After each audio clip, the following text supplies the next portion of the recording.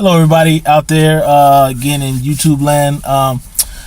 Coming with another movie review. This time I'm going to be reviewing the new Liam Neeson thriller called Non-Stop.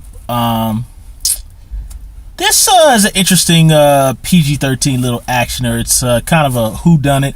On the previews, they kind of advertised it as more of a Taken style action-packed thriller, but really what it is a whodunit on the plane. Liam Neeson is this alcoholic Federal Marshal. He's going on a plane, and then basically things kind of reveal themselves as the movie goes along. But he finds out someone is texting him that if they don't wire a certain amount of money to an account, that basically they're going to start killing all the passengers on the plane if he doesn't see to it that this unknown assailant gets the money. It was an okay thriller. I'm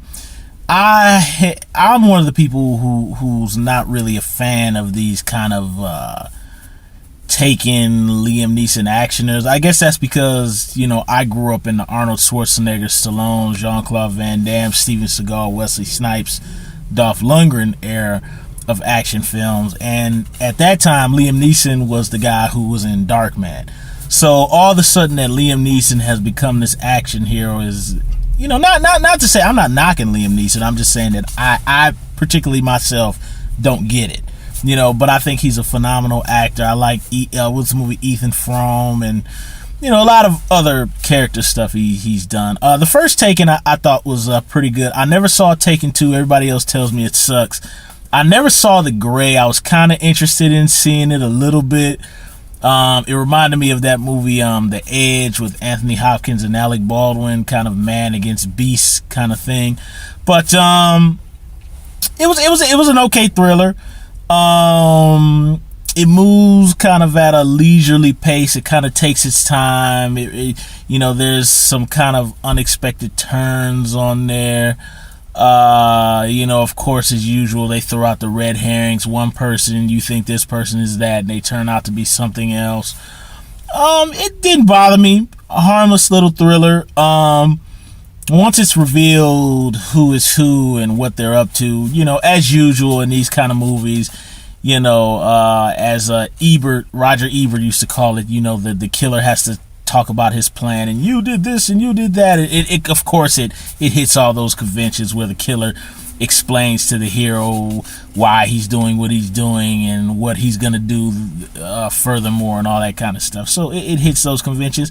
I don't really have much to say about it. I just thought it was okay. I just thought it was an okay PG-13 action. I was really surprised in the end credits to see that Joe Silver produced this. Joe Silver used to produce the first two Die Hards. He did all the Lethal Weapons. He did Predator. He did Commando. He did all those hardcore actioners from back in the 80s. So even the three Matrix movies. So I'm kind of surprised at Joe Silver. But I guess times change, and Joe Silver has to change with the times. So I was kind of surprised that he produced this movie. But again, there's not really much substance there to talk about it. I mean, the performances are pretty good for this type of movie. Actors aren't asked to do much, but kind of look suspicious and then band together to fight this person and do that. So that's all required of them. Julianne Moore, as usual, is a fantastic actress. She's beautiful. She's good. Harmless thriller. I wasn't overly impressed by it. I didn't hate it either. I recommend it kind of for a matinee afternoon showing. Decent time waster. Okay thriller. Not really much action, but when the action does happen, it's serviceable. It's mildly exciting. Okay thriller.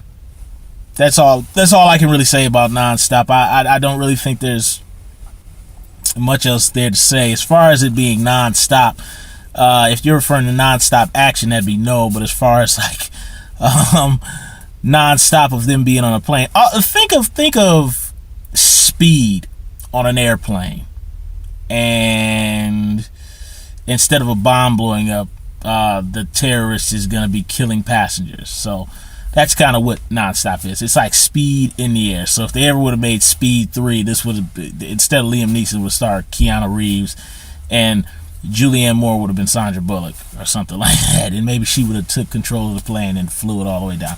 But either way, that's my very, very short review of Nonstop. There's really not really much else to really say about it. You guys can write comments, say what you think about it. Decent time waster, harmless thriller. I wasn't expecting much. Didn't make me angry. Kept my attention. It was okay. I'd probably give it a on a scale of 1 to 10. I'd probably give it a 6.5 out of 10. It's almost a 7, but it's kind of a little bit too by the numbers, and also it's PG-13, so it's kind of playing it safe. But 6.5 out of 10. It was okay. And that's all I have to say about Nonstop. I'll be posting up my Crush Groove review later on today, and then I'm gonna cram some other reviews, and I don't know what else is coming out of the theater. I probably might squeeze in a DVD review or a VHS tape movie review from the past, and that's about it. That's my review of Nonstop. All right, talk to you folks later. RMJ Movie Reviews Incorporated.